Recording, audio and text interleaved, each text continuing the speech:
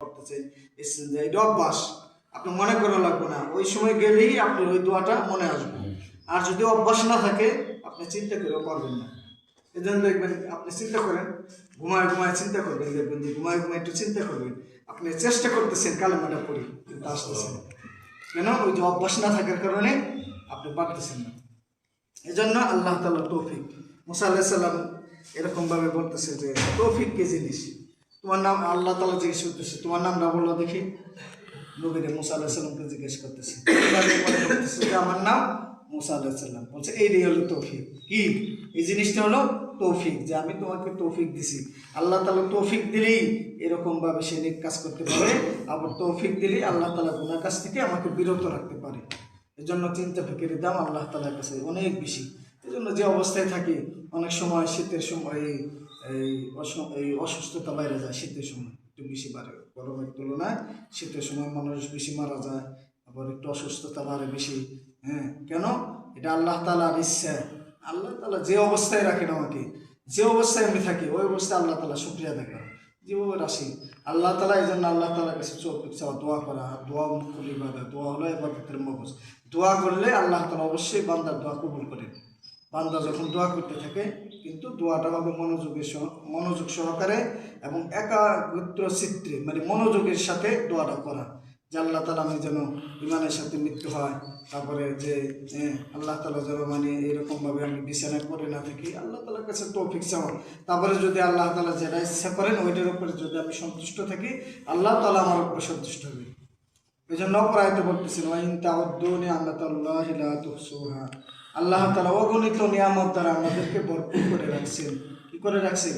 ভরপুর করে রাখছেন, নিয়ামত দ্বারা ভরপুর করে রাখছেন, ঢেকে রাখছেন, যে নিয়ামতের বর্ণনা শেষ করা যাবে না। বর্ণনা করে লা তুহসুহা, যে নিয়ামতের বর্ণনাটা, যে নিয়ামত দ্বারা আমাদেরকে ঢেকে রাখছেন, এই নিয়ামত করা যাবে না, বর্ণনা করা যাবে না। দুনিয়ার নিয়ামতের কথা বলছে, আর আখিরাতের নিয়ামত অনন্ত, যার শুরু আছে শেষ নাই। দুনিয়ার নিয়ামত কত কিছু দ্বারা আমাকে ঢেকে রাখছেন। হ্যাঁ, শ্বাস নিতেছি, বের করতেছি, চলাফেরা করতেছি, সুন্দর আকৃতি আপনাকে সৃষ্টি করছেন। হ্যাঁ, আশরাফুল মাখলুকাত থেকে সৃষ্টি করছেন, সেরা সৃষ্টিজীব হিসাবে সম্মানিত করে আমাকে পৃথিবীতে পাঠিয়েছেন। হ্যাঁ, মানুষ এবং জিন জাতের হিসাব হবে, অন্য কোনো জাতের হিসাব হবে না। আল্লাহ তাআলা আমাকে কত কিছু, এই জন্য দেখা গেছে যে বান্দার কত জরুরত আছে, ঘুমের জরুরত, খাওয়ার জরুরত, টয়লেটের জরুরত, কাজের জরুরত। এরপরে যখন একজন বান্দা এই সমস্ত কাজগুলি ফারাক হয়ে নামাজ পড়ে তারপরে রোজা রাখে, ভালো কাজ করে, একটু জিকির করে, আল্লাহ তাআলা ওই বান্দার উপর খুশি হতেন যে কত ব্যস্ততা আমার বান্দা, একজন কাজ করতেছে, এরপরে নামাজের সময় হয়ে যেতেছে, 24 ঘন্টার ভিতরে মাত্র 1 ঘন্টা আধা ঘন্টা সময় লাগে 5 ওয়াক্ত নামাজ পড়তে। 5 ওয়াক্ত নামাজ পড়তে এতটুকু সময় লাগে।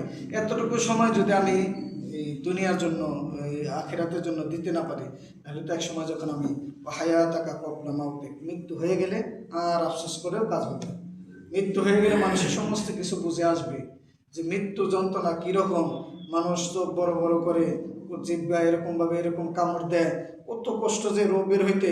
ইমানদার ব্যক্তি এবং যে কিনা ইমানদার না, আল্লাহর ইবাদত করে নাই, বন্দেগী করে নাই, আল্লাহ এবং আল্লাহ রাসূলের তরিকা অনুযায়ী চলে নাই, তখন কি হবে? দেখেন, যে ইবাদত বন্দেগী করছে, 5 ওয়াক্ত নামাজ পড়ছে, শীতের দিনে কি করছে, কষ্ট, ঠান্ডা পানি উঠে ওযু করে নামাজ পড়ছে, এই ব্যক্তির রূহটা বের হবে আরামের সাথে, আয়েশের সাথে, আল্লাহ আল্লাহ জিকির করতে হবে। তুই যে বললাম যে কুইরাওয়ালা ব্যক্তি কি করছে, মৃত্যুর সময় তার আর কালেমা নসিব হয় না, ওইখানে কুইরা বসে কত দামে এরকম একটা পেরেশানির ভিতরে আছে। কেন? বলে নাই।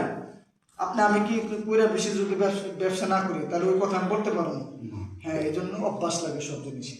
মানে একজন বৃত্তি পরীক্ষা দিব, সে যদি বৃত্তি পরীক্ষার প্রস্তুতি না নেয় লিখতে পারবে?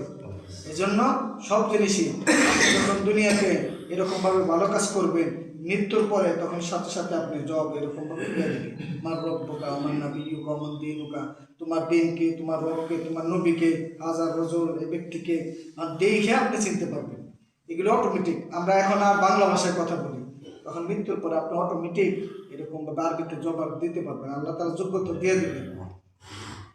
এই জন্য দেখা গেছে যে নিয়ামতের, আল্লাহ তাআলা দুনিয়াতে কত নিয়ামত রাখছেন। সুস্থতা একটা নিয়ামত, অসুস্থতা একটা নিয়ামত।